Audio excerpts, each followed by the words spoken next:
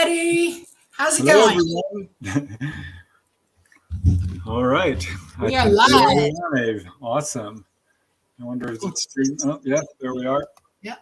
Welcome to the Light Gate, everybody. We're coming to you from the great place, city of New Orleans, on UPRN at 107.7 and the United Paranormal Network at 105.3. We are on Roku, YouTube, sometimes Tumblr, Rumbler, some one of those. Rumble. Yeah, Facebook and many others. Our Roku people are only hearing us, so we will promise you that we will give you good descriptions of everything.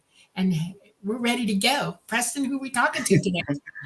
Yeah, well, our guest is great, but first let me introduce myself. I'm Preston Dennett, and my lovely co-host is Dolly Safran. She's an experiencer. I'm an author and a little bit of an experiencer. Not quite to the extent Dolly is, but I think we're all experiencers. But yeah, we do have an amazing guest. We got a bunch of people in the chat room already. Very excited to see you all. Let's see, there's Brian, Morgan. Brigitte is with us, former guest. Hi, Brigitte. There's Don Curtis. Oh, lots of you guys. Gray Troll, thanks for joining us. Louise. Oh my goodness. I'm excited, you guys. Hi, Dana. Real Badger. Very good. Susan. Yay. There's Janice. Hi, Janice. I see all of you here. If you have any questions, remember, type them in caps and we will get to them at some point. Hi, Stacy. Well, I could actually talk about you guys for a long time because there's a lot of you. Scuba, Maru, hello, Rad Peanut. But let's get started because I'm super excited about our amazing guest. And let me just pull up her bio. Our guest tonight is Katie Paige. Dolly and I actually met Katie Paige at UFOCon in San Francisco a couple of years ago. And I listened to her presentation. I was really impressed. She's a really intelligent and funny person, and I really enjoyed speaking with her. And here is her bio. Katie Paige has personal ties to a High Strangeness Ranch in Colorado. In UFO folklore, it was known as the Clearview Ranch and predates the infamous Skinwalker Ranch by over a decade. This is what motivated her interest in ufology, to find answers to all her experiences. Now, Katie has been in ufology for a while. She is Colorado's MUFON state director. She is also a STAR investigator for MUFON and is actually the team lead and administrator for MUFON's Mars team.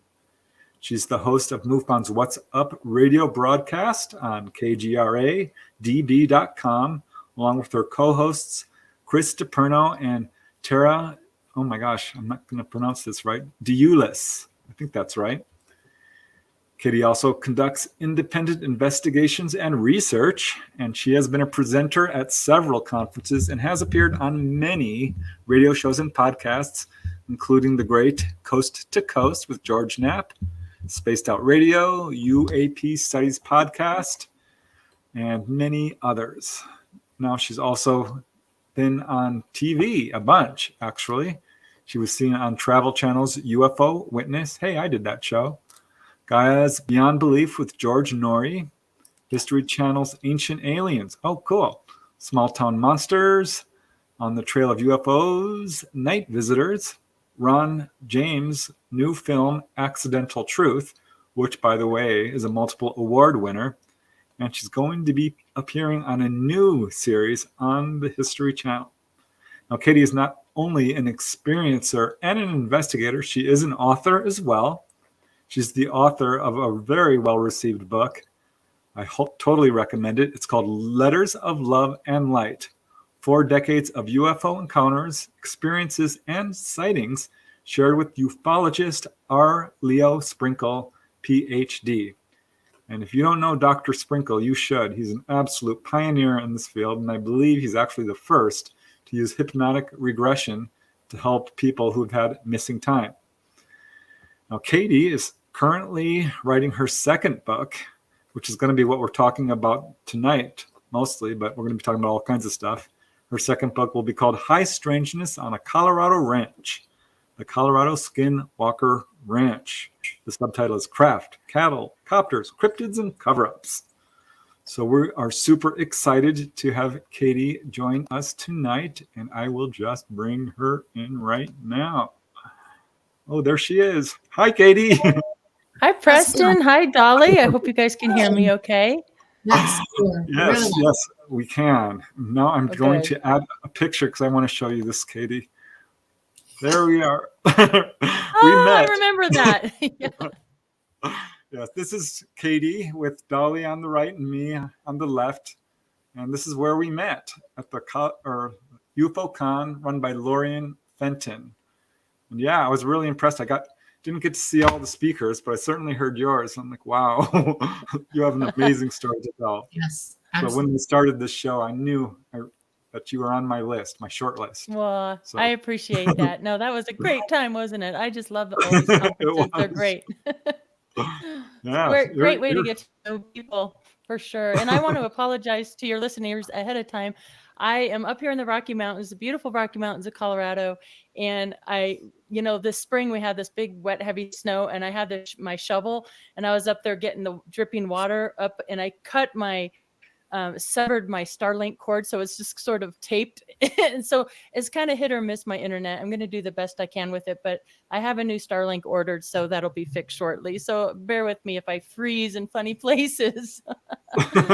Well, you just did very slightly, just for 2 seconds, but it was kind of funny. We've got so much to talk about. I'm really excited about your connection with Leo Sprinkle. I've always considered him such a hero in this field. Yeah. And he was a genuine, unfortunately we lost him in 2021. He passed, but he was such a pioneer, and I was so fortunate to get to know him and to honor him.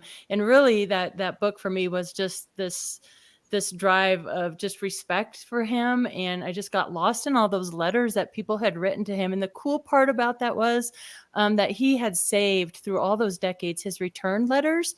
So it was sort of like I kind of got to see his progression of thought and what he believed was going on for those decades. And I included those in the book as well. And not only did he talk to people like Linda Moulton Howe, and he even talked to, the debunkers in the field as well, Phil Klass. So I kind of got to peek in under the veil between, his letters between him and Phil Klass and others. But also he spoke with children and experiencers and everybody. And I really just pulled out all the juicy parts, when people described the ETs or the craft, or a lot of people talked about, was this a memory or was this a dream? And it's so funny when experiencers, and I don't know, Dolly, if you've experienced that, dreams that almost seem more real than this waking life. A lot of people wrote to him about that. Yeah. Yes. Yep. When I was much younger. Yeah. Very cool. Yeah. It was cool to get to know him. So how did you end up getting to know him, though? Yeah. Well, it's interesting. So, with this ranch, it was known as the Clearview Ranch. And when, I'm 9 to 12 years old during these years, and we were threatened and warned never to talk about what happened out there by the adults and by this really scary experience we had out there on the ranch. And so I never knew anybody knew anything about the ranch, or I never knew it was investigated. And when I first got into investigating and research, I purchased a book called Hunt for the Skinwalker by George Knapp and Colm Kelleher. And I opened that book, and in that book was a chapter called Other Hot Spots, and started reading about the Colorado Ranch. And I knew immediately, just because of the interesting dynamics of the family, that had to be the ranch of my childhood. And in there, it talked about 3 PhDs that were investigators out there. Dr. Leo Sprinkle was one of them, along with Peter Van Arsdale, PhD, and John Durr, seismologist, PhD. So immediately, the state director for MUFON at the time was Doug Wilson, and I got Dr. Leo's contact information. He's only a short 2.5-hour drive from where I live in Colorado at the time to Laramie, Wyoming. And so anybody can go access Dr. Sprinkle's archives. There's 72 boxes of this man's lifetime of work in the field. You just go down to Laramie, Wyoming, Wyoming to the Heritage Center, and you can check out, and just like I did, I spent weekends several times going through his Wow. data. And that's how I got to know Leo. And he had all the original documents from the investigation out there on the ranch. And so many of my memories, my mom's memories and my sister's memories were, they were right there in black and white in writing. And then John Schuessler, I just want to give a shout out to John Schuessler, who unfortunately just lost his wife recently. So my heart is with John and his family. However, he learned of my connection to the ranch, and he knew about it for all these decades because it was also investigated by APRO. And so he gave me the original big briefing document of the investigation that APRO did on that ranch property, which was, again, validation to so many of our personal experiences that, when you're that young, you start questioning, your own memories. Like, you're 9-10 years old, like, wow, did that really happen? And for me, this is the prime time of all this stuff was in 1977. And we all know it came out in 1977, Close Encounters of the Third Kind. And I saw this movie and I'm like, I thought it was a documentary because I'm living that crap, But anyway, so it's kind of funny to look back on that. But, Well, I think I first came to the attention of this ranch in a book by Timothy Good. Mm-hmm. And I wrote a book called UFOs over Colorado. And I think this was kind of what brought us together, because you saw that and you're like, hey, I actually lived. I know about that. Yeah. Preston, we need to talk. You've written so many great books, Preston, and what you do is just invaluable. Gathering all that data from all these locations and putting them in books like that is a wonderful service to all of us. So thank you for all the work you do. Oh, I appreciate that. Yeah, well, I'm super excited that you're writing a whole book on this, because having listened to your presentation on it, I know you have a lot to tell. So why don't we just get started? Because you were there as a little girl, right? Yes, I'm dying to know about your very first memory that you have experienced and how it affected you. My very first memory I have, so it was interesting. My mother worked for United Airlines. She was a computer operator here at the Denver Tech Center in Colorado, and she dated the gentleman that owned the ranch. So I want to make that clear. I did not live on this ranch full time. I visited on the weekends because the family, my mom's boyfriend, had 3 sons. 2 of the youngest sons lived with us during the week to attend a larger school district, the Cherry Creek School District, which is a big school district.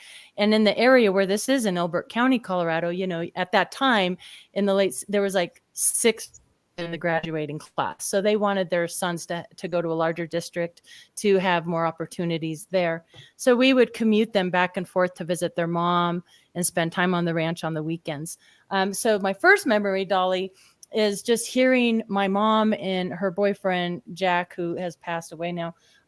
Actually, all 3 of the adults that lived there full time have now passed away. So I think it's important to do these while we can and get to these witnesses while we can.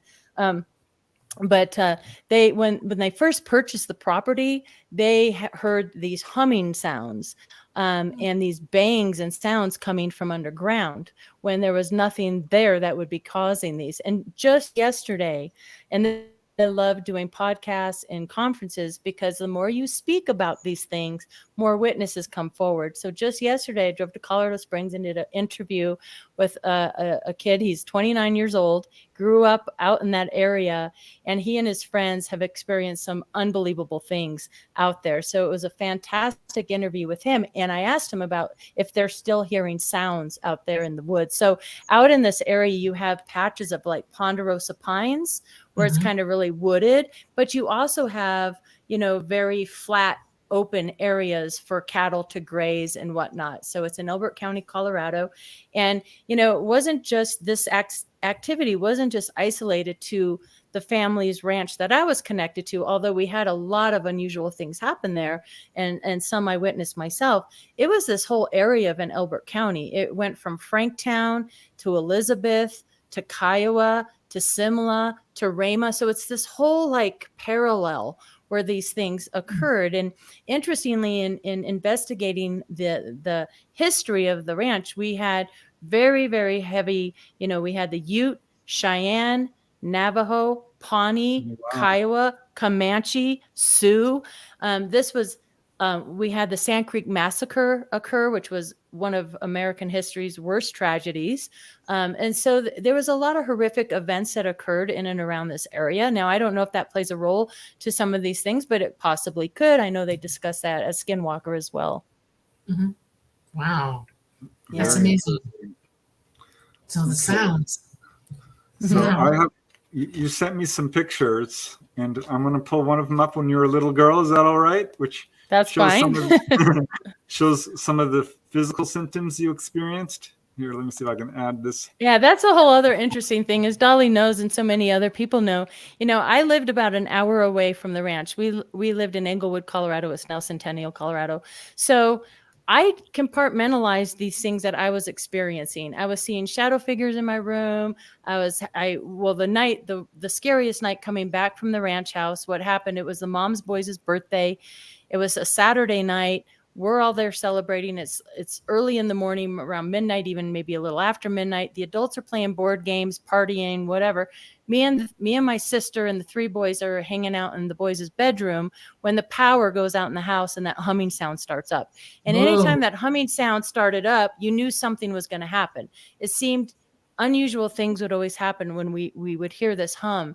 And sure enough, the power goes out in the house and we see the brightest light. I describe it as being brighter than the sun. No helicopter noise, no nothing. It was outside the window. That's when it sounded like this mechanical sounding voice came out of every orifice of the house.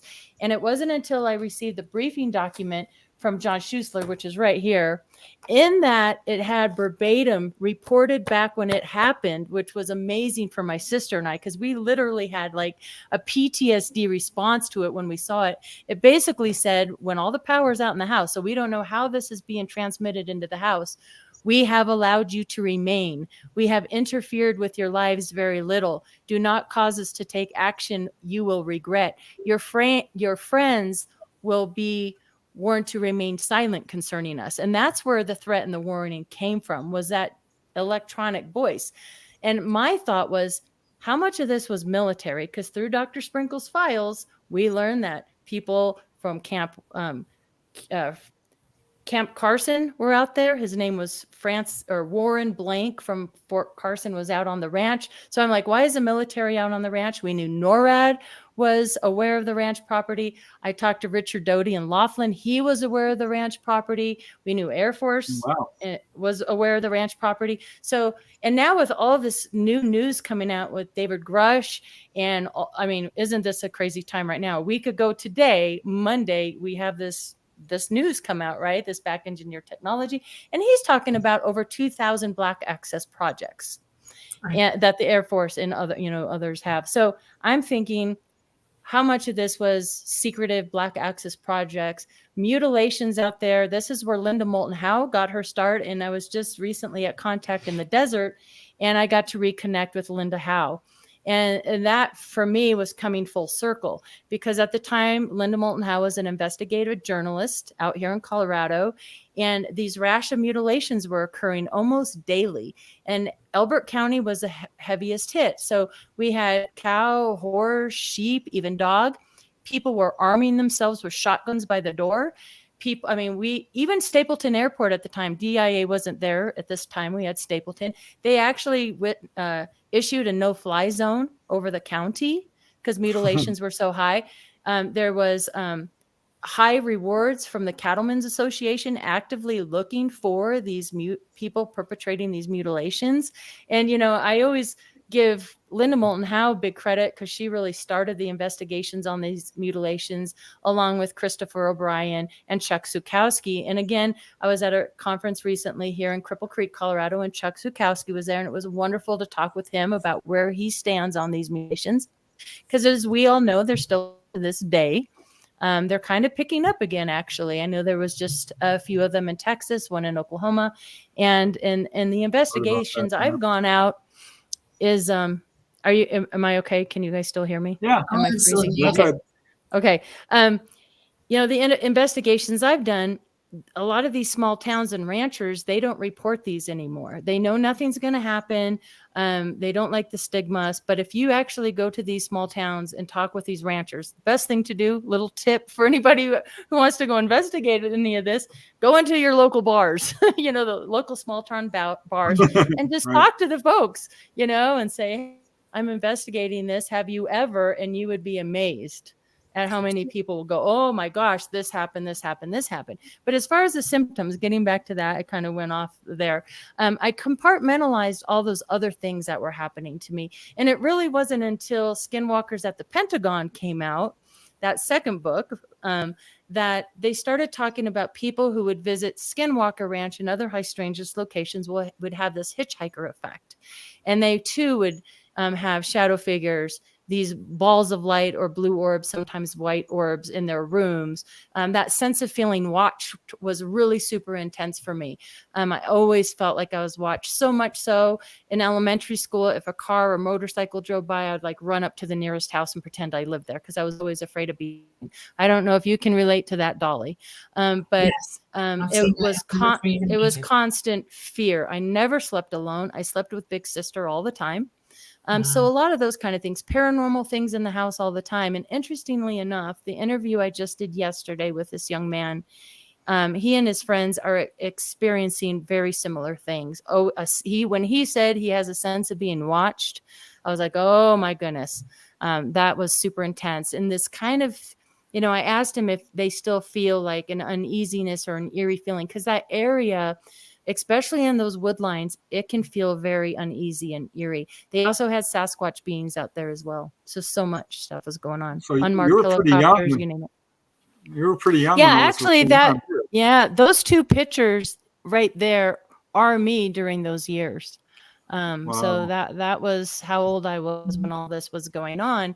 And to keep that a secret was really, really difficult. Luckily, my sister and I had each other to lean on and to talk to. We even created our own little secret kind of like pig Latin language that we would talk, so we can because we would hear the adults, we'd hear my mom and her boyfriend talking about police being called and these mutilations being done, and another one was found, and we knew something was going on, especially because Chris and I experienced that scary night on the ranch. And then one day we were on the ranch, we were just flipping the Frisbee. It was like your typical spring snow. Colorado will get these late snows in the spring, but it's nice out. The sunshine, sky's blue. We're flipping the Frisbee. We looked down and there was this perfect circle where nothing grew, and it was completely dry, but on the outside of the circle was this wet, heavy snow. And I still remember it very clearly to this day because it was so strange. And also in a lot of the reports, a few different places, there were two of these circles, and the investigators actually measured them. They were 75 feet in diameter. And in one of the reports, it says there were droplets of blood in the snow outside of the snowless circle. So to have validation of my childhood memories through these reports has been just enormous. It's been very therapeutic for both my sister and I to have that validation of Did memories. all of these things that you were experiencing, did they tend to keep you on property more? In other words, you all didn't go out exploring in the hills or? No. In fact, the boys were pretty frightened. I mean, as these things were going on, another memory we had, so they had a pickup truck, and behind, so the ranch house sits here, and behind is this bank of ponderosa pine wooded area. And there was, where you could drive the truck behind the ranch house for quite a ways. And we were getting something out of this outbuilding by the bank of trees. And we had stopped the pickup truck to get out, and we had the dogs in the back of the truck. And, we were in the back of the truck. We didn't sit inside the bed of the truck. And all of a sudden, again, this noise, this hum, although it sounded sort of like bees, or if you've ever stood under like electrical wires, like that, that sound. And then we look back, and about 4 feet above the ground was this lit box. And the adult is yelling at me and the youngest son to get back in the truck. And we're scrambling to get back in the truck. Again, we're hearing that strange noise. And we look back, and that box was gone. And I didn't talk about, because it's so strange that this happened, but the police officer, Bill Wall, experienced this disappearing box. His posse sheriff also saw it, all the adults in the house. So there were like 3 or 4 witnesses that experienced that box. And in fact, in the report, it says that this box was lethal. and it could take down a Sasquatch. It could just take him down to his knees. And I had a lady approach me after my conference in Laughlin, and she had a couple interesting theories, and I like both of the theories. She said, do you think that this box was emitting some sort of tone or frequency that would calm the cattle and herd the cattle? Because when talking to ranchers that were experiencing these mutilations, they would tell me that in the pastures where the mutilations were occurring, the cattle would all herd together and remain really calm. But in the adjoining pastures, they would be all freaked out and, all over the place. And so I thought that was interesting. Or was the box used as like some sort of communication device? Both good theories. I don't know. Both. I lived on a dairy farm when I was very young. And one thing I can tell you about cows and cattle, also a Burma ranch, is that they're curious as cats. And if you make a sound or anything that catches their attention, they will all gather for it. And they're like, boom, what is that? And they'll stare at it for an hour. I'm not kidding you. And it's one unique thing about cattle that's absolutely, you talk to a cattle rancher and they'll tell you that. If you walk along the fence line, everybody's following you. They're cats, okay? They're like curious. So if there's a box there, they're going to herd and be curious about it. And look at it and be all calm about it. Like, what is that?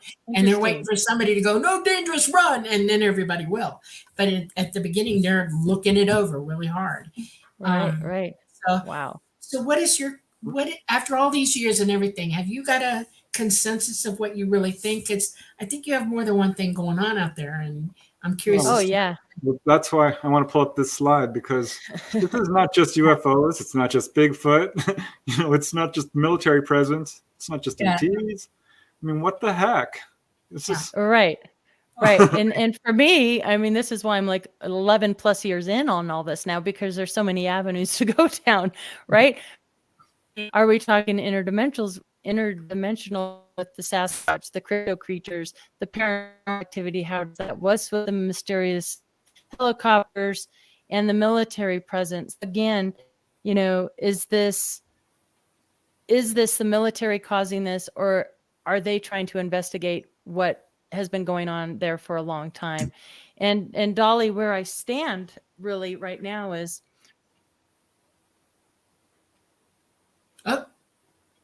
We froze here. Okay. Let's try it again. Oh, there you are. Okay. There we go. Okay. Where, I always ask, is it chicken or the egg? Was the military creating this, or were they investigating? And one thing I came across in looking at the provenance of the land itself, there was a gentleman named Dick Mulligan, and he was born and raised on this ranch property. And in Winter Park Ski Resort, there's a ski run called Mulligan's Mile, and they talk about him on the internet as having a bold gift of exaggeration, right? Telling tall tales. And I'm like, well, if he grew up on that ranch property, he probably wasn't telling tall tales. And in fact, there's been years and years that predated this. Birds of light are flying on and off this property. Orbs are happening. And I think this activity has been going on way before the military was aware of it. Ooh, so, okay. Yeah. So I think that both things were happening at the same time. I think the strangeness happens, and then the military became aware of it, and they're investigating it as well. So now we have both going on at the same time. So we have a question. Yeah. Go ahead. I'll read this question from Knight 2255, because people are curious about the box. Were there any markings on the box, or what did it look like? I can read you where it talks about the box in here, so I get it exactly right. Hold on, let me get my glasses on here. I'm sorry about my connection, guys. I really need to get that fixed. Gia wants to know, what did the box look like? Yeah, I'm curious too. Let's see. So this was, so the box was close to the window within about 2 or 3 feet. There was a line of trees behind the house, and it was between the trees and the house. The trees were about 4 or 5 feet from the house. We all ran outside. Let's see. So they described the box as being the shiny black box. It was a triangular, patches where the black triangle was lit up. Let's see. So it said it was black and very shiny.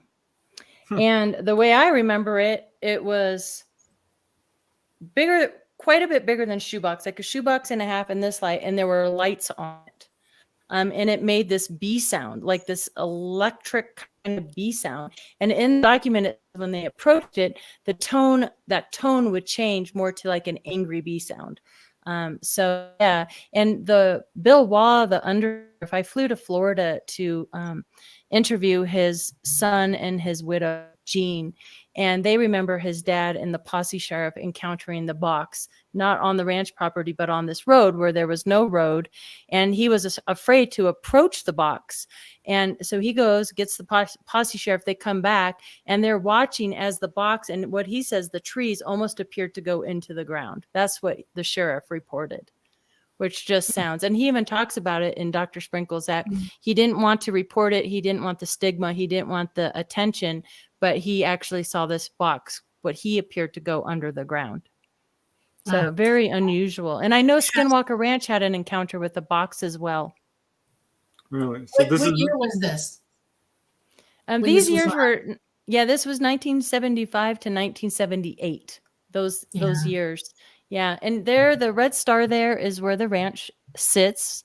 And then as you can see, there's so many military installations around: the Air Force Academy, NORAD, Fort Carson, Peterson, Shreveport. And then we also have Butte, which is one of the largest collections of military helicopters out there. That's another phenomenon that was going on at the time, were these unmarked copters flying on and off properties. And the witness I talked to yesterday, that's still going on to this day. A lot. And so I told him to start keeping a journal of when and where he's seeing these things.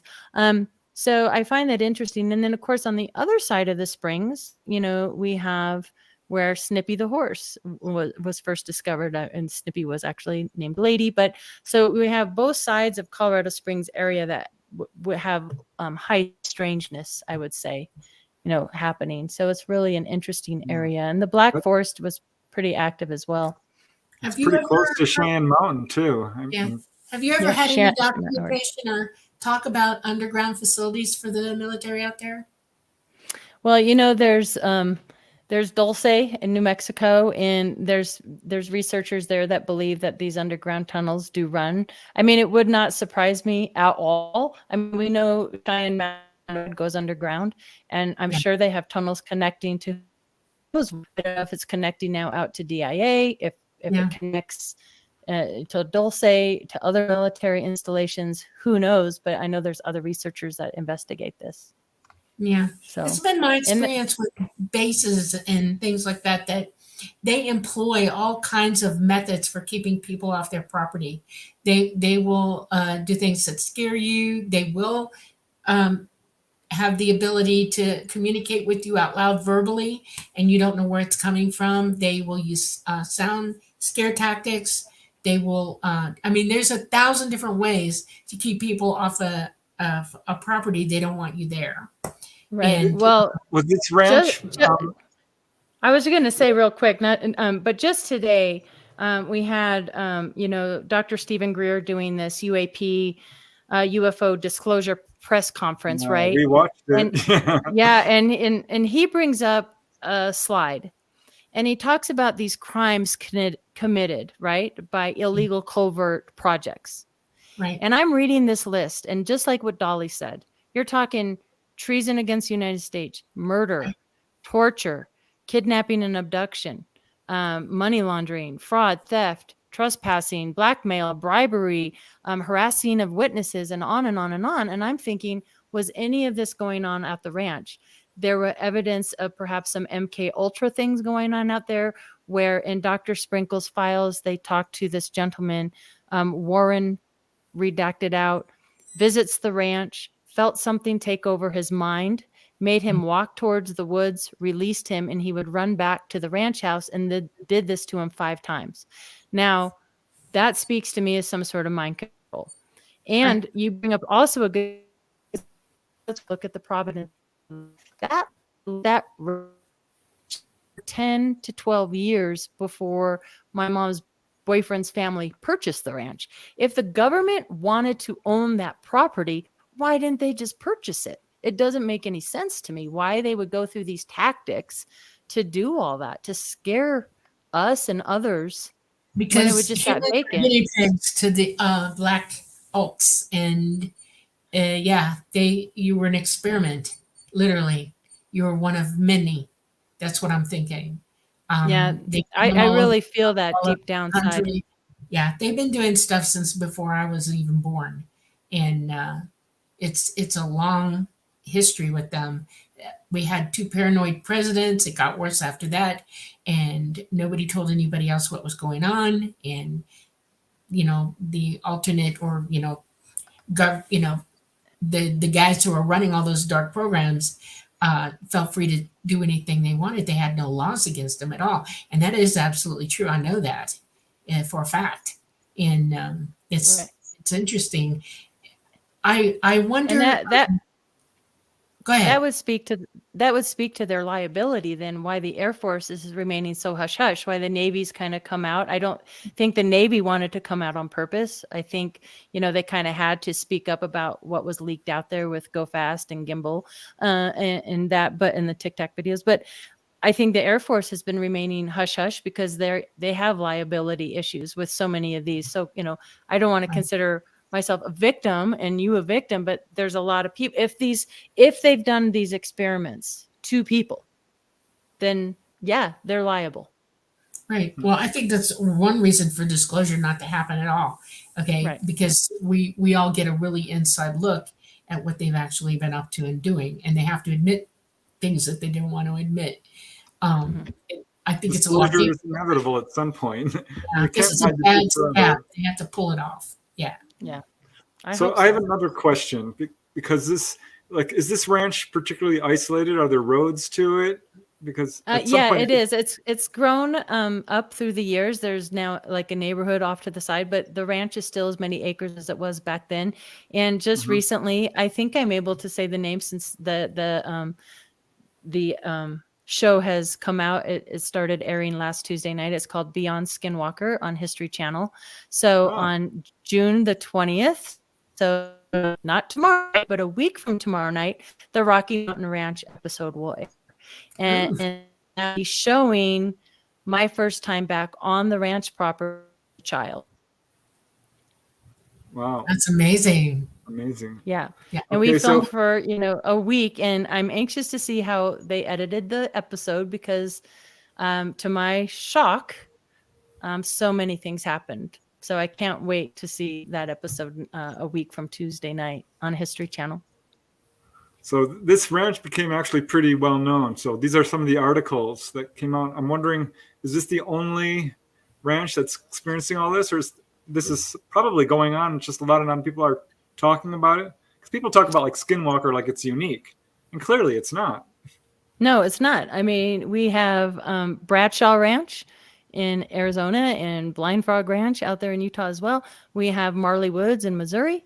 And in the Mars program for MUFON, which is all their pre-CMS computerized cases, Mars team, Debbie Ziegelmeyer and a team of 15 of us spent over 3 years redacting all the personal private information out of all MUFON's case files from 1969 until they went digital. And we are in the process now with Bob Spearing to get these out so the public can access these files, because that's what MUFON is about, is to be transparent for the public to see these reports. We just had to be really careful in pulling out any private personal addresses and medical information, phone numbers, whatnot. Even though they're old, you still can get in trouble and kick back. So, but while I was going through those files, I came across another high strangeness location in Ohio, Pennsylvania. There's even places around the world that report high strangeness. And so something I did was I looked at all these high strangeness. Oh, and don't forget Trey Hudson's place down south at an undisclosed location with Trey Hudson. And what I love about Trey and others is that we're trying to look for the commonalities between all these high strangeness locations. But one thing they do have in common is they're all very, very highly They all ping the charts as being highly, highly magnetic areas. Another thing I thought was interesting, David Pilati's new film, The UFO Connection, Missing 411, he talks about aquifers and waters coming under these properties. So, and I wanted to see if we had any aquifers by the ranch property. And sure enough, we have upper and lower Dawson aquifers that come right under the ranch property. And right where the ranch sits, these two aquifers meet. And they're both very, the water sources are pretty high to the surface, because some of Denver's aquifers are low water, low groundwater. These are higher. And then we have certain rocks and minerals in these areas that if you do any paranormal investigating, like the Stanley Hotel in Estes Park has a lot of granite and limestone. So you're looking at magnetism, granite, limestone, water, are these the magical ingredients to let us interact with the phenomenon or open doors that we're not aware of? Gateways, doorways, I don't know, but I think it's really interesting and something that our best and bright. Yeah, because there was a big wave. There was a big wave of sightings in Topanga Canyon, which also involved some cryptozoology and religious miracles, and it's the same sort of thing. And I was looking for reasons, and there was a bunch of quartz deposits there. And I think that's interesting because Izzy Beth brings that up. Are these places where there's quartz deposits under the ground? So did you ever look into they are. Yep. Yes, they do. Yes. And we know the magical properties of quartz crystals. Yeah. So. Geologically speaking, quartz and granite live together. They're always found in heavy amounts together. That's right. It is. Yeah. Well, that's amazing. So this just went on, and here I'm going to bring up another picture because it's going to take me a second. But you had a story about like a weird metal deposit. Let's see if I can find that. So when I went to interview Bill Waugh's family in Florida, she's the sweetest lady. She pulled a binder of newspaper articles that she had saved this whole time. And so she allowed me to take these articles home and copy them all, and I shipped the originals back to her. But in those articles was one of this mysterious blanket of metal found, and there's photographs of it right there. So that's south of Rama, which is right there in Elbert County, where all these high strangeness things were going on. And it's interesting because somebody, NORAD and others, took this metal. And they took, matter of fact, when I interviewed Bill Waugh's widow, she said, all these mutilations, NORAD colonel came in and confiscated all the photographs, basically told him to lie to the press and to the public, to not report these because they were happening so often, and basically told him to downplay it as much as he could, being the sheriff, because he did not want panic, and people were starting to panic. Colorado Bureau of Investigations got involved. Governor had to issue warnings because people were arming themselves. People were really frightened during these years. Like I said, they had no-fly zones over the county, these mysterious helicopters. And the thing about the helicopters too, and there's articles about this, they were menacing and chasing young girls and people. And I asked Richard Doty, because I'm like, why would, if it's the military, why are they menacing and taking these helicopters and chasing people? And there's a great publication called The Choppers and the Choppers. And there was a great investigation done about all, how often people saw them, what time, day, night, months of the year, days of the week, on and on. And what Richard told me that they did that as a diversion, as a distraction. Distraction for what? What nefarious things were they up to out there? I often wonder. I definitely wonder too. I mean, because there's so much going on here. Like you say, is this military or DTs? You have underground facilities. You have to load them, and you have to bring stuff in, and you can bring things out. And I guarantee you, they were moving you away from whatever it is that they were doing. That's absolutely. So you talked about seeing shadow beings in your room, and what was that? Do you think, or could you? Yeah, it's interesting because I've had paranormal things happen to me, after my father died, and actually before my father died, his third wife, Paige, I believe she haunted his house. And what these shadow beings were quite different than, let's say, your relative haunting you. These were tall, 6.5 to 7 foot dark shadows, often were threes, and I would see them in my doorways, standing next to my bed, next to my closet, and you could see them out of the peripheral, but they were tall and they were there, and I could just, quite frightening for sure. Could you tell if they were flat black? In other words, was it a flat image of something, or did they have bulk to them? They had bulk to them. I think they had bulk because it was sort of like this on the outside of them, if you know what I mean, kind of like fuzzy on the outside. Yeah. So and were other people seeing them as well in the house? I don't think so. I mean, my mom and sister, we would hear footsteps and other paranormal things, but they did not see shadow beings like I did. And still to this day, I still have unusual things like that with little balls of light, or, things like that, especially when I went. Here's what I took away from filming with history. It was like whatever's there, intelligent. It knew I was there. I can't talk a lot until that episode airs about things that happened, but I can tell you things happened and it shocked me because it seemed intelligent. Did you ever get any communication? Sorry, Dolly. Did the spirits or the shadows? I just say yes. There was some experiments to see if I could communicate, and I can't give away the results, but they're pretty fantastic. So I hope you guys can tune in. Go back to when you were a little girl and you were seeing them then.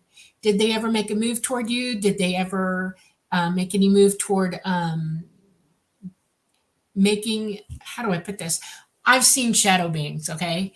And they will interact with you if you mess with them long enough. They will turn, because I got sick of seeing them just watching me all the time. And I was like, oh, no, we're not playing this anymore. I'm coming after you. And when it realized I was coming after it, it instantly reacted to me at that point. And I pissed it off. What did it do? I actually went outside after it because it was outside in the backyard. And I went after it. But I don't go empty-handed, and it was ready for it, and I came after it. I was like, if you're going to fight, if you're going to scare me, I'm going to scare you back, because I'm not afraid of anything, okay? And I was going to fix it, and it ran like hell. And then one time it actually shot a bird at me. It was so mad at me. And I'm like, I took pictures of them, okay? And it's like, no, you're not going to sit here and scare me. I refuse to be scared by you. This is ridiculous. I wish you were my friend back then, Dolly. I needed you because I was a shy little thing.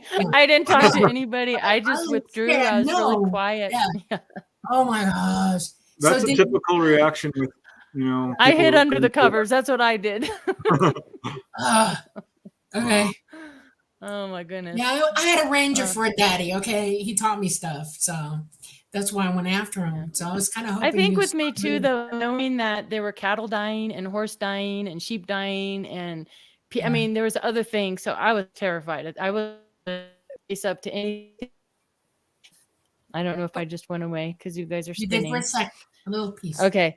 Interestingly enough, Dr. Sprinkle, when he, during our visits, he said, I'd love to put you under. So he put me under hypnosis, which was an interesting experience in itself.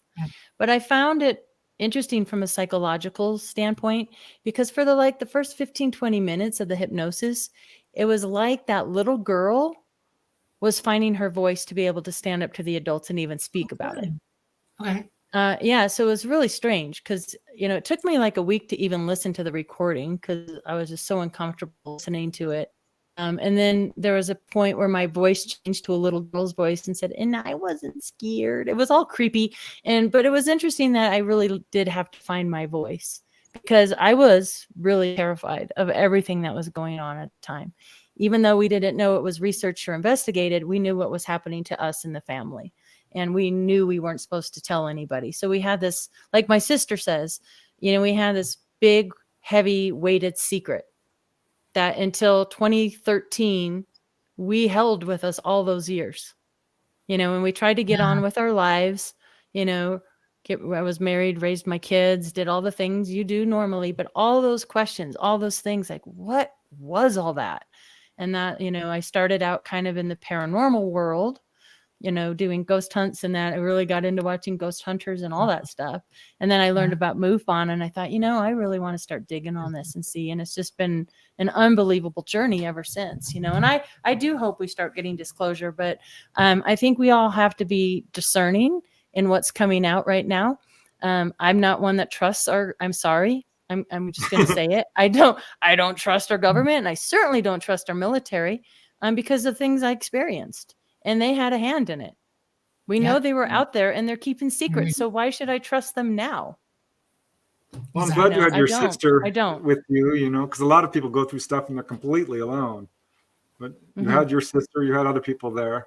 So, and I do have some more questions, but we do need to take a very quick station break and let everyone know that you are watching The Light Gate. I'm Preston Dennett. My lovely co-host is Dolly Safran. Our amazing guest tonight is Paige. She's an experiencer, an author, a speaker, a television personality. She's doing all kinds of things. And we are streaming live on United Public Radio Network and UFO Paranormal Radio Network on 107.7 FM and 105.3 FM from the beautiful state of New Orleans. We're on YouTube, Rumble, Facebook. We're all over the place. So it's pretty exciting. And I just dropped out. I'm back. Woo! I was just abducted and brought back. Okay, yeah. Confused me there for a second. But yeah, our guest today is Paige. And I'm really just amazed at all your experiences. So there were, a number of adults there as well. Now, are any of these witnesses talking at all? Or my what mom's about still your sister? with us. She's my sister's in media, so she does traffic and news and radio coast to coast, and so she's very much interested, and she has shared her opinions and views that I share when I present. But how media can be, so she kind of lives vicariously through me, and we talk about my discoveries and what we're finding out. My mom's 91, and it depends on what day you get her, whether she wants to talk about it or she doesn't want to talk about it. If you get her on a good day, she'll open up about things. Sometimes she won't. So that's kind of interesting. The 3 other main people on the ranch have passed away. And interestingly enough, the 3 boys who went through more terror than I ever did, they all moved out of the state of Colorado, and they just don't want anything to do with any of it anymore because it scared them so bad. Wow. That's amazing to me. Yeah, that's amazing to me. I'm real curious about this. Your life as you've been living it. How far? What's your circle of where you've been living in circumference to where you were then? Did you leave the state? Did you move away too? What kind of experiences did you have after that? Anything? That's a really good question, Dolly, and nobody's ever asked me that in all my interviews I've ever done. So, right out of high school. So I lived in the house, where the boys came and stayed with us right out of high school. In 1988, I moved even closer to the ranch. So I was about 35 minutes away, 35, 40, give or take, to the ranch at that point, and have lived there ever since. And then just recently, I moved up here in the Woodland Park, Colorado Springs area. So now I'm about an hour and a half away from the ranch. So I've never lived that far away. And what I find fascinating, like I said, it seems intelligent. When I got back from filming, I had some experiences. Before I went to film, I had some experiences. While I was there, the bar had, I think I can say this without getting in trouble, but the very first place we filmed, the bar, this was a bar that has been in this county since the late 1800s. It's a haunted location. And the bar owner comes up to me and she goes, "It's really interesting, Katie, that you were sitting right there, because last night after the bar closed, there was a round white orb right where you're sitting." And interestingly enough, 2 days before that, that symbol of light was up here in my home, right here next to my head, and I could see it hovering right there, and I turned and did that. So that's amazing. Very interesting. So what do you think the orb is? I don't know. I think there's something intelligent monitoring whatever's happening. Yeah. I can tell you a private thing. My experience with the ETs, okay? We don't nobody's off the board as far as they're considered. They watch everybody. Okay. Yeah. And, and they will single out those of you who are experiencing things that are upsetting, conflicting, and it has to do with how you're being treated by certain entities on this planet. Okay. In other words, it puts you in a different arena when you're in that circumference. A lot of, people ask the question, why are military people so experiences, so many of them? Ask yourself, really try to figure it out from this angle. We're living in a world in the military where we're under all kinds of orders. We have to live a certain way. A lot of us have things happen to us that are not quite what you would want to have happen to you, especially on the outside. Might not be looked at great. We've had very extensive, tough lives to live, and ET does watch over them. Okay, and they keep up with you. And so I just want to. I have noticed that. I have noticed that a lot of experiencers have military connections in their family, Yes. if not themselves, a grandparent, a father, a mother. And I find that fascinating, as if ET's saying, why are humans warring? Why do they want weapons of mass destruction? And they're taking a hard look at not only those men and women in the military, based companies, their families as well. Yes, absolutely. It's hard when you're an evolved race of beings, and you're watching a place like us, and we're supposed to be evolving, and then you see things not going exactly well, even after you've tried to give hints and show them things and everything, and it still go the wrong way. It's real disconcerting to them. It really is. And right. And should I mention here? Yeah. In here too that I learned that my grandfather in Wisconsin, they had a home in Lake Geneva.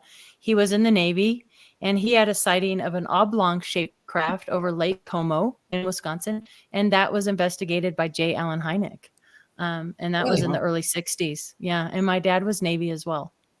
Yeah. My father had his first experience in Wisconsin, almost right near there. I'm not kidding you, but this was way back in the 40s.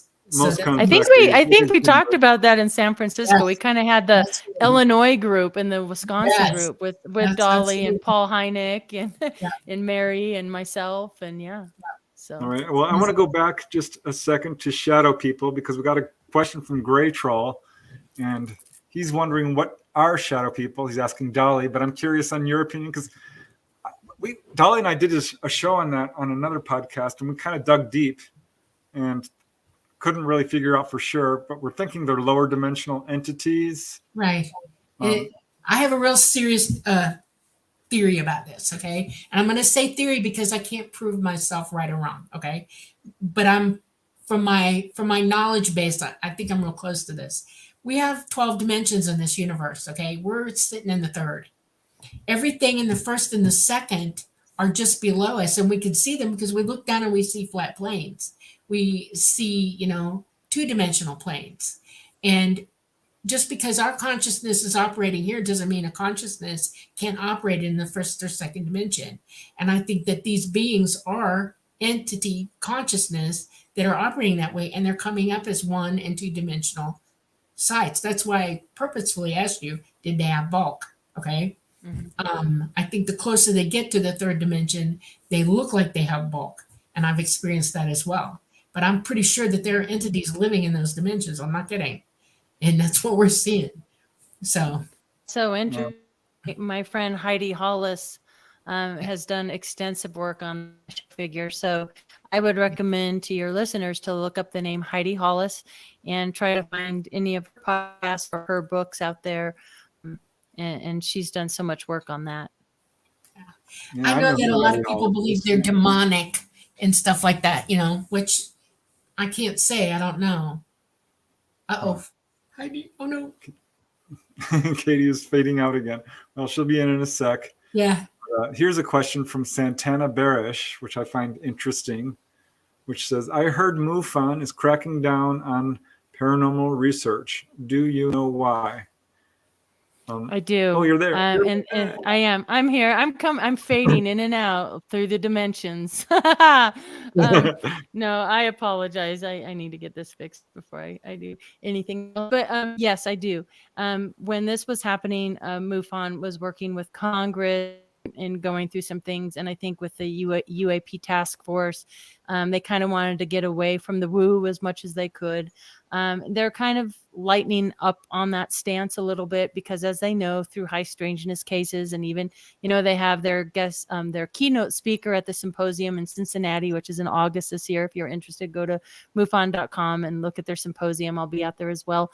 But they have David Pilates now as their keynote. So they're kind of backpedaling on that a little bit because they got a lot of kickback from a lot of us that were like, wait a minute.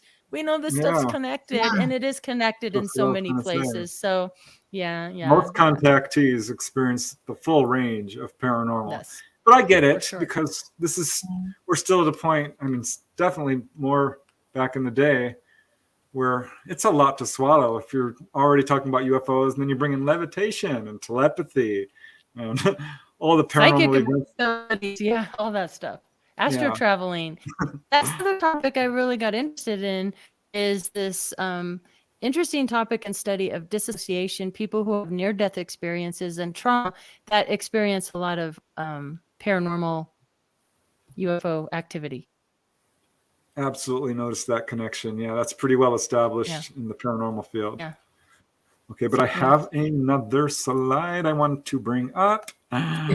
Because I am curious about the whole Bigfoot thing. We haven't really dived deep into that because, as I recall, when I wrote about your case, which was really just a half page in my book, UFOs Over Colorado, there was this, this is from Timothy Good. Maybe you can verify this or not, but there was an incident where a UFO landed and there was grays walking around and there was a Bigfoot and they were kind of ordering it around and lots of Bigfoot coming back and forth. So what is going on here? So that is one thing. And if my sister's listening, forgive me, my sister. But she went to the high school prom with the oldest boy out there in that small town. After prom, she goes to the ranch. Still terrifies her to this day. I think something happened to her, but she will matter-of-factly tell you that, in her opinion, and there's others that have written about this. Stan Gordon wrote an excellent book on this. Is called Stan Gordon's book. It's called Silent Bigfoot. Yeah, the Bigfoot Silent Invasion. Yeah, and she will say that the Bigfoot were definitely connected to the craft, and they were like workers or bodyguards of some sort. And that's coming from my sister. And the case out there, and that letter that you just had up there, Preston. When I don't remember what conferences was, but this was an email I got from Bob Solis. And he was talking about in the same time around 1977 out at Malmstrom in Montana, they were giving airmen and women lie detector tests that were encountering UFOs and Sasquatch. And there was the drawing you see on the left was a recreation of a drawing from somebody in Montana in 1977 that passed the polygraph test at Malmstrom. That's the Bigfoot they saw. And the one on the right was the one directly out of Dr. Leo Sprinkle's files from the ranch in Elbert County. And I don't know about you, but they look very similar.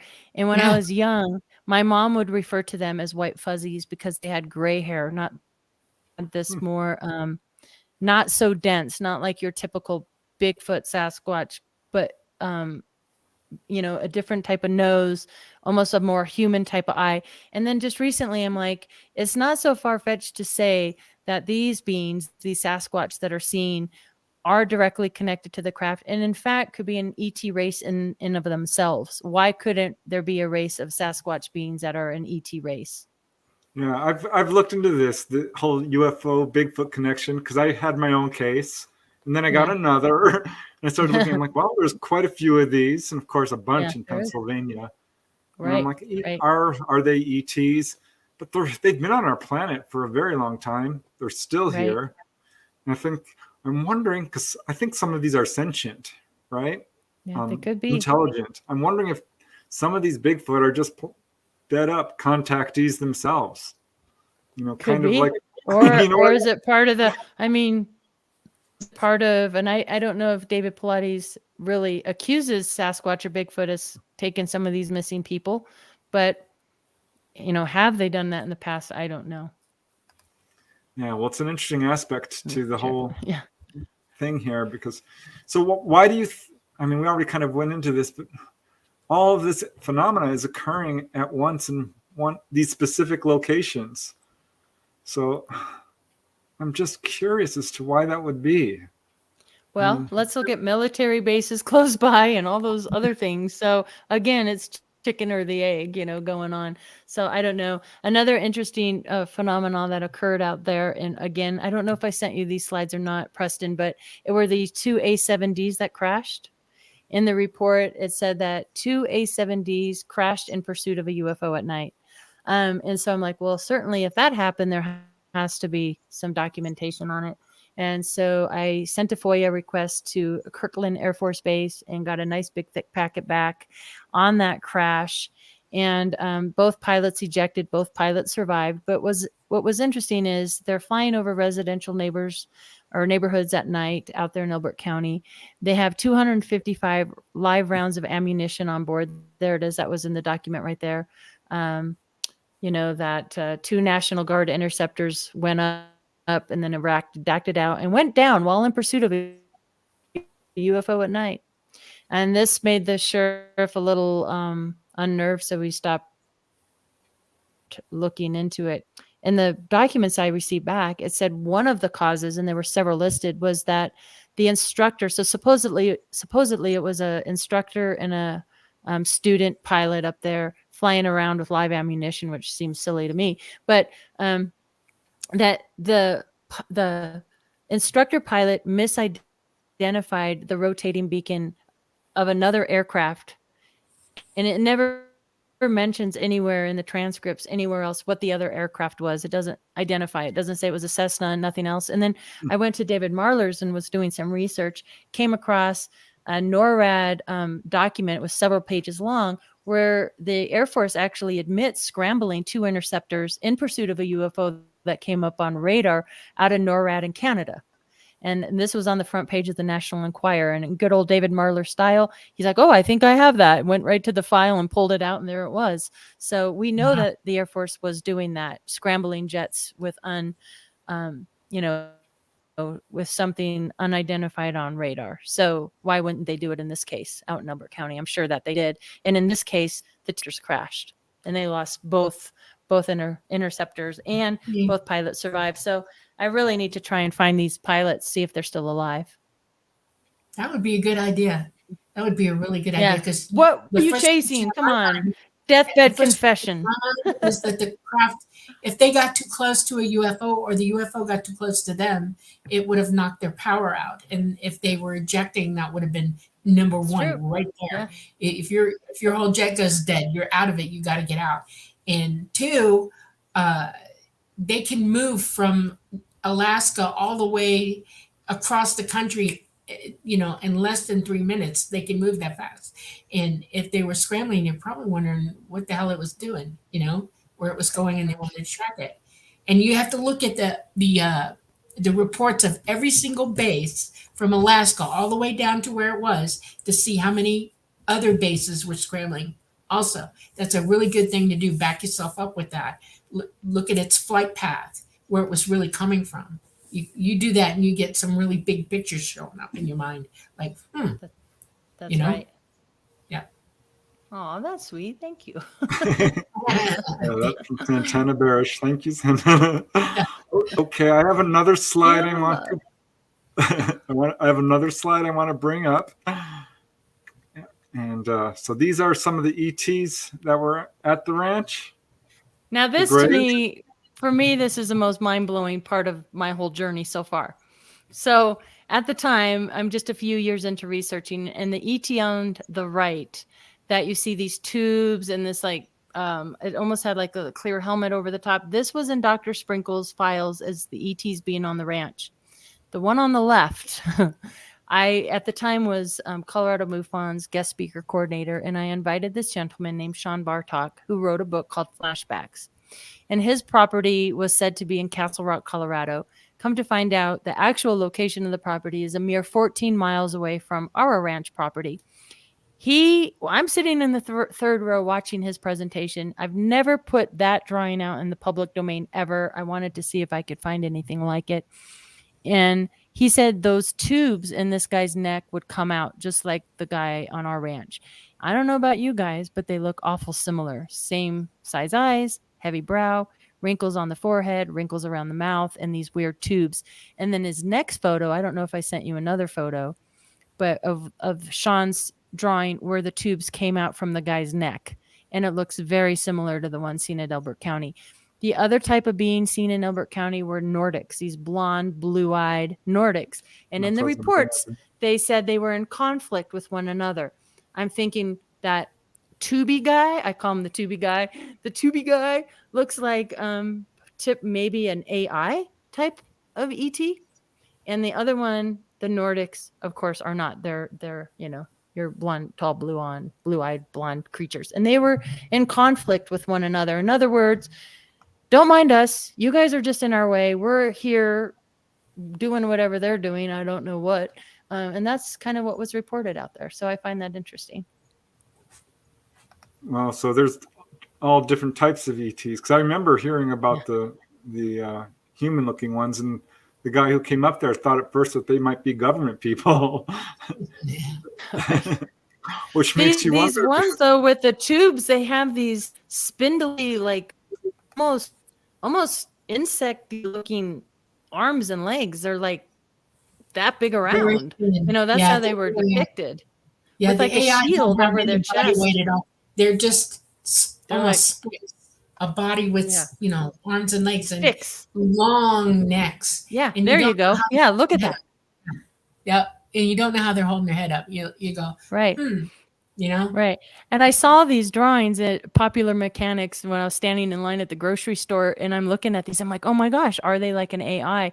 Now the drawing there on the right where it's that's the one from Sean Bartok that he saw those in the window outside, and that's those tubes in the neck came out like that, just like the guy at our property. And to me, I was mind blown by that because we didn't know of each other. We didn't know each other's stories. He had the same circles on the ground, the same hum sounds, almost identical type of activity from his property 14 miles away to our property there. So, and we didn't know of each other. And to meet each other, and we still communicate to this day, was like, holy smokes. Like, you can't make that beep up. Well, what's interesting to me is because Dolly certainly talked about the little AI grays, as have many people, Whitley Strieber certainly. But just today, on the congressional hearings with Stephen Greer, he's talking about how we ourselves have made these robotic type creatures, which I always kind of discounted, but now seeing some of those human-looking robots, which are introducing themselves and talking to people, and look, very real. I'm beginning to wonder. Right. This is. And then we have to wonder what's coming down the pike. I'm just recently turned on to, I kind of bury my head in my own research, and I don't pay attention to as many things as I should out there. But I just recently came across John Ramirez's testimonies and that, and he talks about things coming down the pike here in 2027, and that there may be ET intervention coming. And I'm like, what's that about? Why? What's happening? So this is a whole other thing I need to look into. Do you guys know much about that? Yes, I do. You do? Tell me. The gist of it is that Earth has cycles.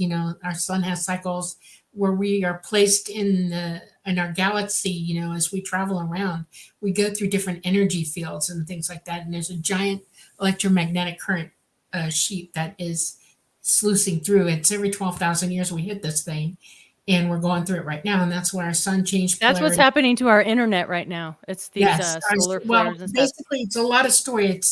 It's not the current sheet that's doing, although it can affect us in certain ways. But as our poles are changing, our sun, is able to put more energy at us because our magnetosphere is not a 100%. It's down 40% just about at this moment. And so when our sun has a CME, a coronal mass ejection, which it does do, it can hit us harder than you can imagine. And they have proof of that. 1859, the Carrington event is one of the first ones recorded ever. And it took all the wires out and the telegraphs out worldwide. And it was a new technology coming up. And if it can do that then, and it wasn't even as bad then as what we have going on right now. Right. And we're looking at a possible downing of our grid from this effect. We're in solar maximum right now. The magnetosphere is really vulnerable. And if it pops one off in the X-class range, it can knock us out. And then we have other things coming right behind that. They're just Which would explain why people are getting issued these special phones, right? So they can communicate. Gotcha. Exactly. Okay. Gotcha. So get water and food, people. And also, I had another question for you. It was James Keenan, I believe, I was talking to James about these cycles, and he's seeing cycles too, where the activity at these high strangeness locations, not just Elbert County, but Skinwalker, they come where they kind of ebb and flow. And we're in a high cycle right now. So if you want to get out there and investigate these high strangeness places, now the time is to do it, because our magnetic fields are really high, and these are already highly magnetic places. And so now you're adding to that, and now you're going to have extra stuff. Well, we're in a circuit with our sun. And what that means literally is whatever our sun sends us energetically, we absorb it and send it back. And when you see lots of lightning, especially ground to ceiling lightning, that's a huge circuit effect of what the sun is throwing at us. It's usually coronal hole streams that are causing that, the coronal winds. We're in a situation where everything the sun's shooting at us, we're popping back. And that means we're heating up. Our mantle is starting to loosen up. We're having more volcanoes, more flooding, everything. It's a big mess. It's messing with our planet.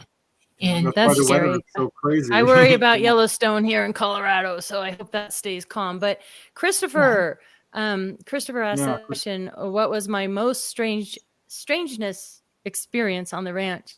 And Christopher, I'd have to say that we heard the hum, and then the power goes out, and that crazy electronic voice warning us.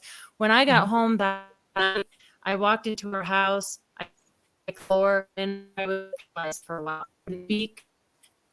My mom, with you, what did you eat? I was trying to say peanut butter and jelly sandwiches, and I couldn't.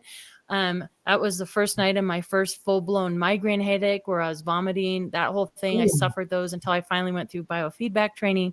That was kind of the start of it all. After that night on that ranch, bright light out the window, all that was when it started for me. That's when the shadows started. That's when all of it started. So I would say that definitely was the most terrifying, most significant night on that ranch property, for sure. And to see that in the briefing document was, again, this unbelievable validation, not only for me, but my sister and my mom as well. It was like, holy cow, there it is in black and white. Like, that happened. That actually happened, and there it is. And that was just incredible. Did you ever see the Greys yourself on the ranch or otherwise? Did I ever see what? The Greys or any ETs? I mean, I know you saw I don't Shadow recall. Yeah, I don't ever recall seeing ETs of any kind, and I don't have any, I don't consider myself an abductee. I might consider myself like an experiencer or a contactee, if you want to make a difference, because I have dreams about things. Like, they come to me in dream states, like weird memories. Things came through in my under hypnosis that kind of surprised me about seeing things out of a window and all these things. But it's not like I remember seeing ET like I see my next door neighbor, if that makes any sense. But I have dreams about them, whatever that's worth. I don't know what that means. I'm sure you know that's one of the signs. I'm in denial. I'm just in denial, probably. I don't want to know. Did you see Bigfoot at all? I did not see Bigfoot either. I did not see Bigfoot, but here recently we purchased acreage up in Bailey, Colorado. We had 8 acres up in Bailey. I had a little cabin up there, and it's really close to Jim Marr's Bigfoot Museum, Sasquatch Outpost. They're up in Bailey. If you're ever in Colorado, go check it out. It's great. But I just had a weird thing with it was a huge, like almost like branch or tree breaking in front of the ranch house. It was dusk. We had just put in a big water feature. We put in a 7-foot water fountain. So I don't know if something was to see the water feature, but it was the worst smell I've ever smelled in my life. It smelled literally like a dead body, and the smell traveled on our property. So, and it was getting dark. I was scared. I went into the house, waited for my husband at the time and my daughter to get there. The next day we went like looking for prints or hair or anything, because that was the worst smell I've ever smelled. It wasn't hair or anything. I just had a bear visiting up here just a few weeks. High Five Bear. Anyway, and we call him High Five Bear. Anyway, but the dirt was too dry to leave any prints. We didn't find any evidence, but I think that was probably a Sasquatch encounter. I don't know. I've never smelt anything like it before or after, and that weird tree knock was quite interesting. And there's a lot of Bigfoot sighted in the Bailey area, so who knows? Yeah, well, I've been in Colorado. I think it's probably the most beautiful state. I've been in every state except Maine. And I just adore Colorado, except for the winters. I'm not going to do it because of that. My sister lives there in Memphis, and she loves it. I love the so. Yeah, I love the trees. I came home with some of the pine cones, and I'm getting them to sprout right now, and I want to see if I can get them to grow here where I live. And I might not be successful, but I'm trying because I love the trees there. It's beautiful there. So, in New Orleans, is that right? No, I'm actually up in Georgia. And oh, you're in Georgia. Okay. Yes. Yep. All right. This is a question which is actually coming towards us, Dolly, but maybe you have your opinions on it too, Katie. And this is from Sly Martins. Important question. Where do ETs fit into the consciousness spectrum? For example, from the material realm all the way to source consciousness. How do they see themselves? Thanks from Portugal. Ooh, Portugal, very cool. Portugal. Well, Wow. I will just answer my opinion on this real quick. I think it's both. I think they are actually material. I think they're people like us, and that they are connected to source. People say, oh, our ET is interdimensional. Well, yes, we're all interdimensional. This is just my opinion based on my own research and experiences. Right. And you can call them time travelers because, yes, they've done that. I don't think they're us from the future or anything, but there's no doubt they're physical and that they are appearing on radar. They've been photographed. People are disappearing from their homes. I mean, there's implant evidence. There's healings. There's no doubt this is a physical experience. But, yeah, it's also deeply spiritual as well. So it's a difficult question to answer. But that's my short answer. Right. My answer would be that I've been brought up not only by my family, but by ETs as well. And one of the things that I was taught as I was growing up is that we are all consciousness together in source, all of us throughout the universe. And that we are born over and over and over again. The body is just a vehicle to live in, to experience and learn and grow. And we've all lived all over this universe, all of us. Earth isn't the only destination. And when you pass from here, you might be born somewhere else in the universe and live that life and then come back again. The reason that humans are not aware of this is that they're not aware of a lot of things because they're not fully using their psychic abilities. And one of the things ET is hoping that they do is do that, to develop your ability so that you can regain what you're not getting from the disconnect. And so, yeah, that's my answer. What do you think, Katie? I agree with both of you. Well said. Well said. I can't add to that. Yeah. Very cool. So, oh my gosh, there's just so much going on. You said you had precognition or psychic stuff. Is that dreams? Was that all part? Funny. Yeah, and Dolly maybe can help me relate to that. But when you're like, I thought when you are a certain way, you think everybody's that way. So I thought everybody saw people's lives in pictures or movies. Right. Exactly. So anytime I meet somebody, I see a little movie of them and where they live and how they are. And I thought everybody did this. I unplug that a lot because I've had some really intense, people, my good friend who had a daughter pass and some things like that. So I think people who do psychic work, I give them a lot of props because I think they take a lot on. They take a lot of people's energy on. And I think all of us have the abilities to be psychic. It's like a muscle, you exercise it, you train, you learn. Exactly. And I like to unplug mine a lot because for me, it's, I don't know, maybe it's my ADHD tendency. I always feel like this anyway. So I'm like, nope, I don't want to know. Yeah, it's a lot. And I've sort of always been had that kind of intuitive psychic kind of stuff going on. But like I said, you're I a think tapper. all of us do. And it's just a matter sure. of being in tune and in touch with it. We all hear each other throughout the entire planet. A lot of people think Right. the planet itself is conscious. It's not. It's all of us. And we hear each Right. other thinking, and flows of our thoughts and the energy of it flows throughout this entire globe. And it amazes me. And it's like with all that psychic energy, even without knowing it is going on, why more people don't really try to tap into it. And the ability that you're talking about is you are a tapper. You can see the person for who they really are, and you get information from it. That's the first wall of psychic ability right there. So. Right, exactly. It's that uneasy feeling you get, and you should pay attention to it every time. Every time you feel uneasy about something, back away. Listen, because because everybody has that ability. When something doesn't feel right, people want to ignore it. Please don't, because you're often right. And it's that entanglement, right? I mean, it is entanglement, exactly. Or we can be entanglement. So we all have that. We're all entangled with all of us, with one another, and it's just a matter of really paying attention to that and raising. I'm definitely a believer of somebody who's gone through some traumatic, scary things in their lives. I've definitely have been in low places in my life. And a lot of experiencers, and Dolly knows, will isolate themselves. They'll feel different. They'll deal with depression. They'll deal with all that thing. I'm not immune to that. But I also know when you're resonating low like that, you can allow a lot of things in, and it just sort of spirals and cycles. And you have to really do the work to pull yourself out of that and work to become, higher vibrational, positive. You got to work at that. I have to work on it every day to stop that negative talk that we all beat ourselves up over all the time. So, like everybody, that's something we can work on. Yeah.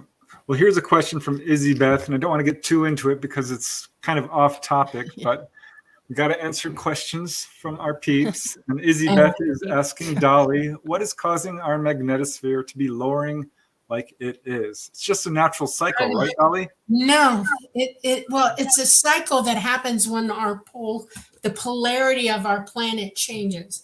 And I'm going to try to show you something. It's my mouse that I risked my thing on, but here's our planet, okay? And we have a pole here, and we have a pole somewhere down here. The poles are starting to move because electromagnetically, the poles are switching their polarity with one another.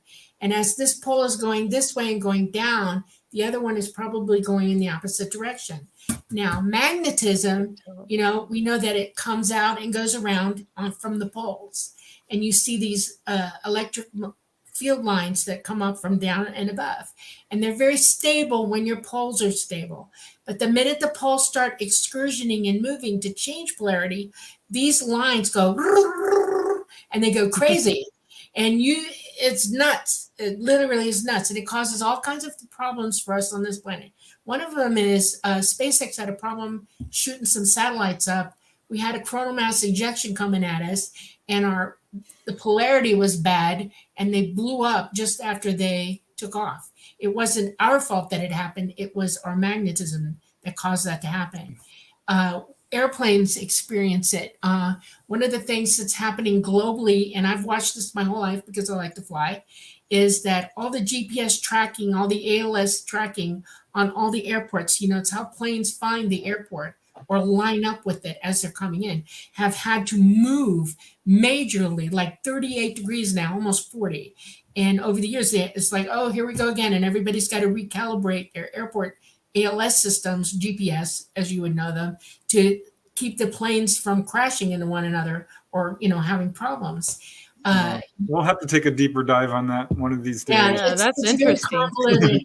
If you want to know when it's happening to us and you around where you are, you have a phone that has, you can go to the thing and you can put in an address and you can find it. You got GPS and it's tracking you and showing you where to go.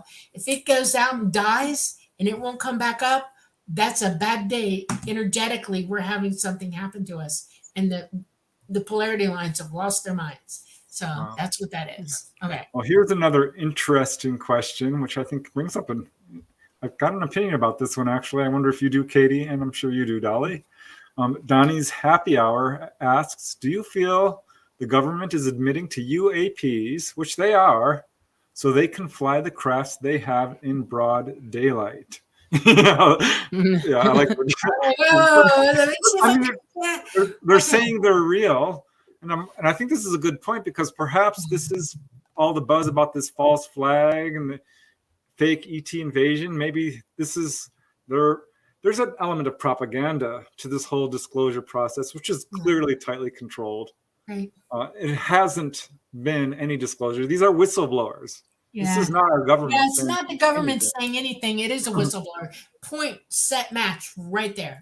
Unless the government admits it, it's not happening. A whistleblower is not the government, and they will never admit. You have never heard them admit. They will never admit.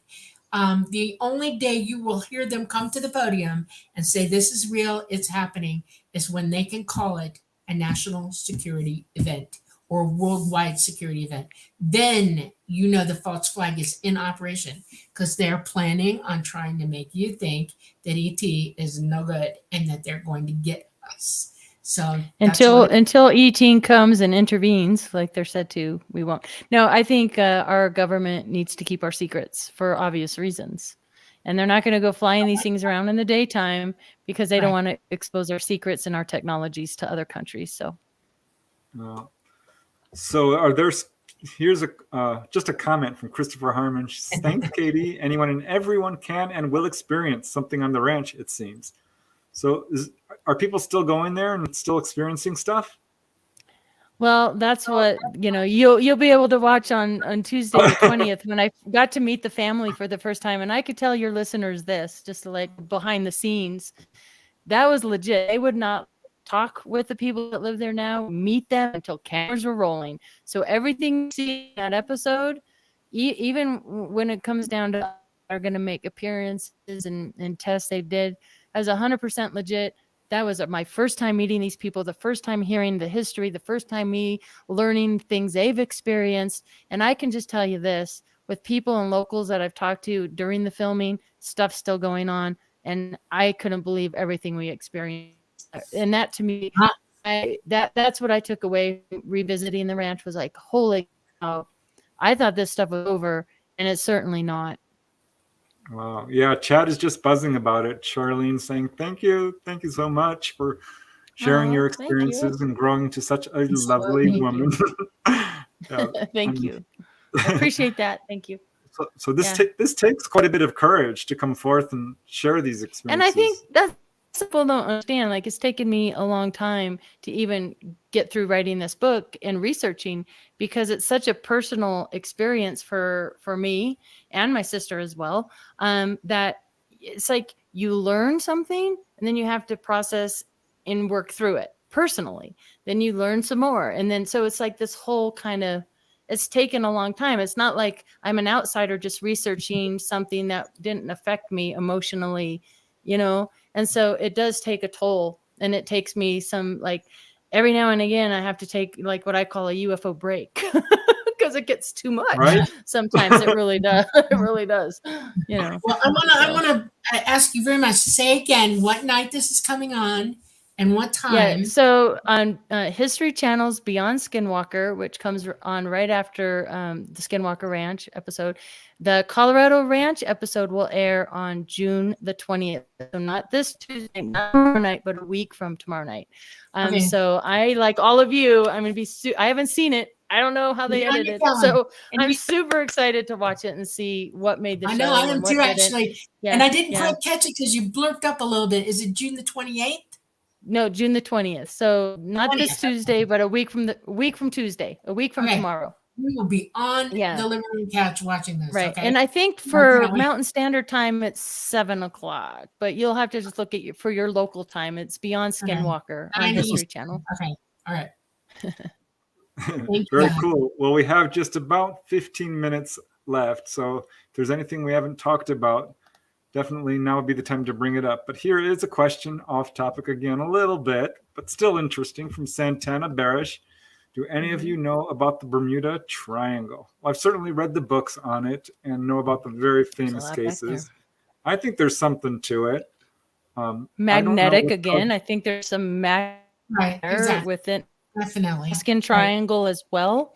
That's another great show, The Alaskan Triangle, with my friend Mike Rexecker and Jeremy Ray are on that show.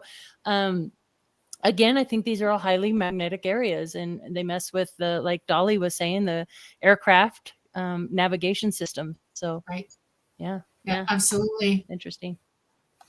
I know. I know it messes with compasses as well. I mean, it can make a compass spin wildly for no reason whatsoever. You know, there's a lovely Dr. Sprinkle. Yeah, I wanted to bring up Dr. Sprinkle again because he's so great, and you got to meet him. So, what was he like? And this man, the way I describe him, he is a man who I like to say is generous with his time and spirit. He is the type of person who will take the time. He is not rushed. He will invite you to sit on his couch, and he will talk with you for an hour or two, and he will listen to you and pull things out of his drawer and share with you, and hey, borrow this book and teach you and channel. He channeled. And so he would get into this meditative state and he would channel. He actually did a channel. No, he did a channel for my daughter, because my daughter came with me on one of my trips up there for the weekend. And he channeled my daughter and gave her great advice. And he's a contactee as well. I mean, didn't he? He in Boulder, Colorado. He was in college, studying to be a psychologist, and had his UFO experience, he calls it, which made him a scoffer to a believer, and he was just endearing. He had a great sense of humor, and he would always go yeehaw, yeehaw. Just a delightful, caring person, and for me, I guess I can't speak highly of him, because going through what I did, my sister did on the ranch, to have somebody finally sit down and knew about it because he was one of the researchers out there. Along with, by the way, there was a woman, she was a psychic medium. Her name was Clarissa Bernhardt. And there were documents and letters from her, and I tracked her down. She lives in Canada now, and I did an interview with her as well. She was one of the only psychics to accurately predict to the minute and to the date of, to predict an earthquake. Just fascinating. But Dr. Leo, to have that validation, to finally somebody was willing to listen and to help me through that process of discovery. We lost a gem of a man when Leo passed. So I always I'm glad you brought him up, Preston, because he, I think he was really known in in this kind of vicinity of the United States, Wyoming, Colorado, Montana, Texas, Oklahoma, all that, but not so much out east. He did a lot of work. He also was into near-death experiences, and he was one of the investigators with Snippy the horse, one of our first mutilations. So out in Alamosa, Colorado. As well. There weren't a lot of actual academic scientists looking into it at that time. Right. There was James McDonald, Jalen Hynek, and Leo Sprinkle. I think that's about it for public. Right. And it was so cool reading all those letters. And like I said, anybody can go down there to Laramie and pull those boxes. That is a photograph there of, I would just go down there for 3 days at a time and pull box after box, open every file. And I would just take pictures. So you could take pictures on your cell phone. Then I'd go home and read the letters, organize them into files, and then pick the best ones to put in these chapters. And I was so happy. Yeah, I was happy I finished it before Leo passed, because Katie Grabowski, it says on there that's my name before I changed it. But anyway, should update that graphic. But he was a genuine man. He was just great. All right. The book is called Letters of Love and Light, for anyone who wants to check it out. It's a fascinating glimpse into Leo Sprinkle. And Katie, that's just so cool that you got to meet him and experience all that.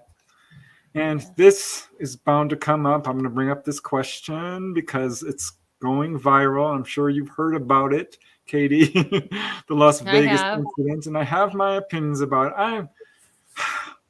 I don't know. I haven't investigated the case. I saw an interview with the kid, one of the witnesses. I heard the police. I saw the footage of what looks like to me a meteor coming down. I am not going to really comment on it because I haven't investigated it. I'm watching it, and we'll see how it rolls out. But I wonder if that's exactly what I was going to say. I know within MUFON we have Mark D'Antonio who kind of analyzed some of it, and again, we know there was a meteor that came down, which could explain the green lights. So I don't know. I haven't investigated it either too closely. So the jury's out on that one. Any you, Dolly? You want to chime in? No. No. I'll let you guys investigate it. I'm not there to do it. I have opinions, and I'll just keep them to myself. One of my dwellers. Okay. So when is your book about the Colorado Ranch coming out? Or do you have a due date? My goal, my goal is 5 or 6 months. I have a lot going on right now, so I'm gonna hit the ground running. And as fate would have it, I'm actually glad that it was postponed because now I can include all those things that happened during the filming. So, 5 or 6 months is my goal. I'm definitely excited to see how the show goes because I've done TV a number of times, and sometimes I'm like, well, I interviewed them for 2 days, and I got 2 minutes. right. That's what I'm curious about too. It's like cutting room floor. And I've had a few shows that I wasn't happy with. I mean, they sometimes twist your words around, so we'll see. I'm excited about it because this subject. Yeah. At the end of the day, Preston, I agree with you. Like, I think it's important to get out there and speak about our experiences, but with these shows, it's entertainment, and they're going to mold it to shape whatever narrative and whatever form of entertainment they want. And I've had that happen just a little bit where you're like, well, I didn't really say it like that exactly. and I get it. Like, I get it that they're going to do that. So you hope for the best. Did you really say that? No. I said this over here, there, and then they spliced it together, and they got that. Right. That's exactly what happened to me on a show. That's right. They were asking me how common are people taken on board in a year, and I'm like, it could be in California. I'm like, well, that's really hard to estimate, but MUFON reports this, and New Fork, and it could be hundreds, and then they spliced it to per day. Hundreds per day. I'm like, that's not what I said. That's what I'm not going to name the show, but there was a show I did, and I was talking about that scary night with the bright light and and then they like it was shaped like a Tic Tac. I'm like, I never said the word Tic Tac. I never said it was. Could have been a Tic Tac. I don't know. I didn't see it. I just saw a bright light. Could have been a Tic Tac, I suppose. But they had to throw that Tic Tac in there, and I was like, oh boy. But I get it. I get what they're doing. It's okay. Well, it's all good. All right. Well, we still have about 5 minutes. So, is there anything else you want to add?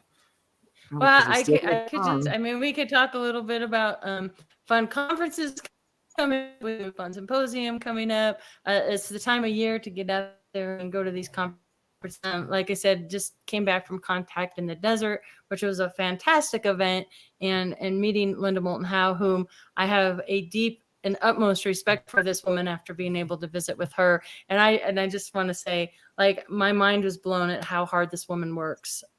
So, I mean, she's like, what I took away from that. And she's like, I get up at 7:25 in the morning. I'm like, not 7:30, not 7:20. She's not 7:25, and she's going 18 hours straight.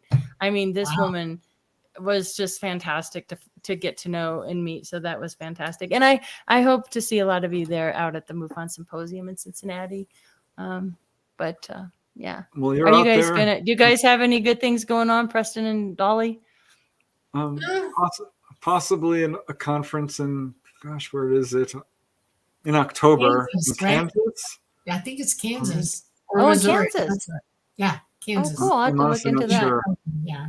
And I know Roswell has a UFO Fest coming up end of June I think it goes until July 3rd, right before 4th of July. I was going to try and make it out for that, but circumstances has taken another toll for me. So I'm not going to be out there at Roswell, but so I just encourage your listeners to get out there and check those out. Yeah, I think you check 'em out. search. Yeah, it's a lot of fun. Staying really busy.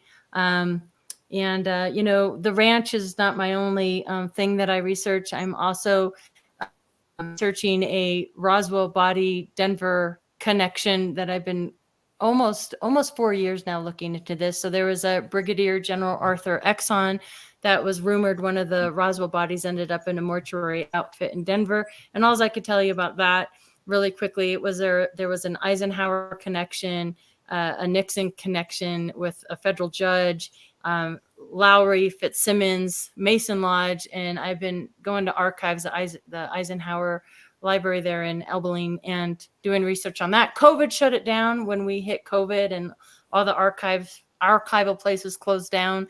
And I'm excited to kind of set the ranch aside a little, dig back into this Roswell Denver body connection, because I think there's really something to that. So, that's my other love.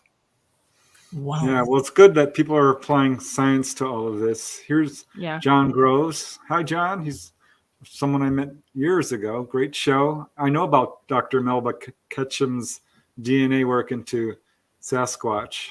So this is another opportunity. There's so much room for research in these fields. Right. So it's very, very cool. And here's a question real quick for Dolly. And it says, from Donna's Happy Hour, Dolly, do you get downloads of information from the ETs? Yes. Yeah, it's not like a download, it's like direct communication. And it's from practiced communicating with them for years and years and years. My craft contact, Talada, I'm always in contact with, and I'm always in contact with Mama. Sometimes they don't answer me and they go a few days without me hearing from them, and then I'll hear again. So yeah. Yeah, I think all of us actually get that. Some of us just don't recognize it as such, but we all get inspiration and guidance. And the synchronicity, I'm sure you've experienced this, Katie, in this field. Mind-blowing synchronicities. I mean, one in particular, talking about the Roswell body, I was investigating the federal judge that hold on this body, blah, blah, blah. So my mom's living in an assisted living thing, and I gave a presentation called UFOs 101, and I was talking about the Roswell body and the federal judge and on. And they're like, oh, so-and-so, they named his name. His widow's on the 5th floor. You want me to go get her? And I'm just like, how does that happen? And Dolly, you were there during the synchronicities in San Francisco that happened. So so many synchronicities. That I have some real interesting things to talk to you about that case. Yeah. The one you're looking into now, we got to talk. Absolutely. Yeah, we do. Yeah, we do. Right. Yeah. Okay. Almost being guided, right? I mean, yes. Yeah. There's no other way to put it. Yeah.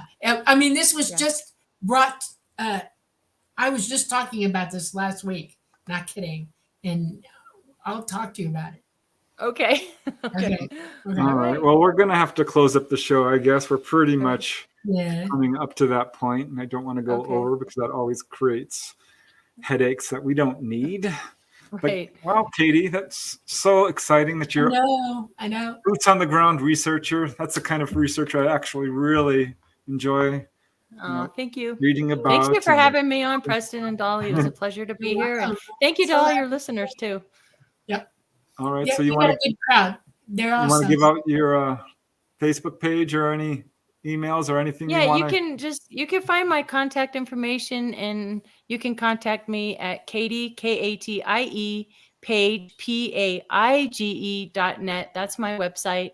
And you can contact me there, and I'll get your email. If you have any more questions or any insider information, reach out to me. Okay. All right. And what's your book called again? It's called Letters of Love and Light. So there's a link for that book on my website as well, and you can find it on Amazon. Perfect. Okay. Very cool. That's thanks very much, Katie. It was awesome. Well, I know the people in chat loved it too. So definitely getting all kinds of really wonderful comments. Oh, Stacy! There's my buddy Stacy. Hi, Stacy. We just hung out at Contact in the Desert. So all right. That's all right. Very cool. All right. Well, thank you. All right. Wrap it up. Well, thank y'all for showing up. We are coming to you from New Orleans at the United UPRN. It's easier for me to say that, United Paranormal Radio Network. at 107.7 FM and 105.3 FM out of New Orleans. And we're so glad you all showed up today. Please check us out for our next show. And Katie, there's going to be another day, okay? We got to do this again, okay? Yes. We absolutely After do. the show airs, have me back so we can talk about it all. Yes. I would love to. Thank you so much. All right. Awesome. So night, everybody. Thanks very much for Night. watching. Until next time, you've been watching The Light Gate. Bye for now.